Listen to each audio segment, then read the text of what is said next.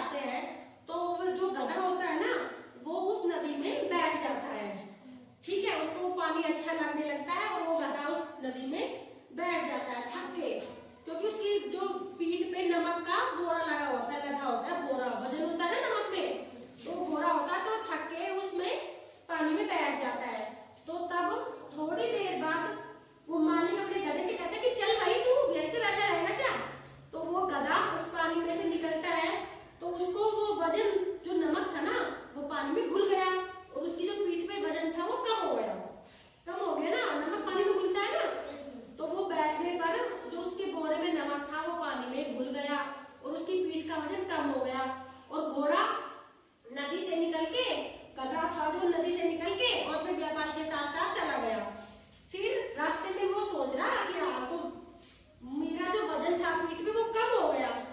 ऐसे ही दूसरे दिन फिर नंबर आया, व्यापारी और जो गधा था वो दोनों फिर नदी पार करके जा रहे थे। तो इस बार उसके पीठ पे एक रुई होती ना, रुई, कॉटन रुई का बोरा होता है उसकी पीठ पे, क्योंकि वो बिल्कुल हल्का होता है रुई, है ना। तो दूसरे दिन उस व्यापारी ने गधे की पीठ पर क्या रखा, रुई का बोरा रखा।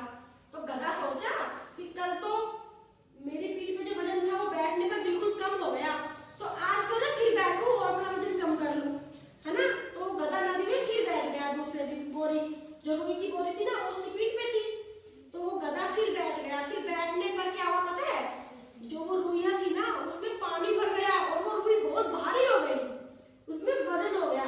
अगर रुई को हम भिगोएंगे, गीली करेंगे तो उसमें पानी भरने से गीली वजन होगा ना उसमें, रुई में, क्योंकि जो नमक था पहले वाला वो नमक तो पिघल गया था, लेकिन जो रुई होती है उसको अगर हम भिगोएंगे तो वो भारी हो जाती है, उसमें वजन हो जाता है ना।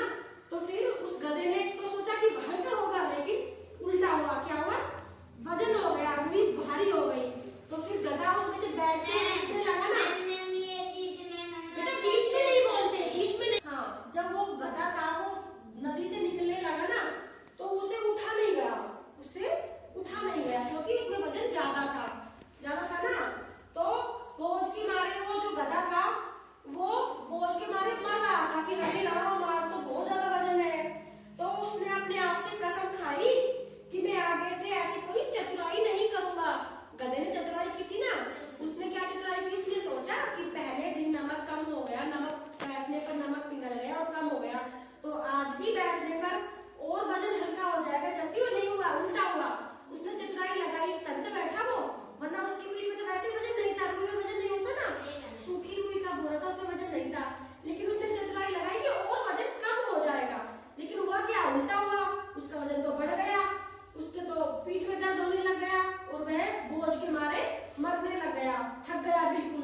तो उस घोड़े के समझ में आ गई कि आज के बाद मैं कसम खाता हूँ कि मैं कभी भी ऐसी चतुराई नहीं करूंगा। तो ज्यादा चतुराई नहीं करनी चाहिए ना। इस कहानी से हमें क्या शिक्षा मिलती है कि ज्यादा चालाकी करना मूर्खता है। क्या शिक्षा मिलती है इस कहानी से हमें, कि जो भी बच्चा हो या चाहे कोई भी हो, किसी भी इंसान को ज्यादा चालाकी नहीं करनी चाहिए। ज्यादा चालाकी मूर्ख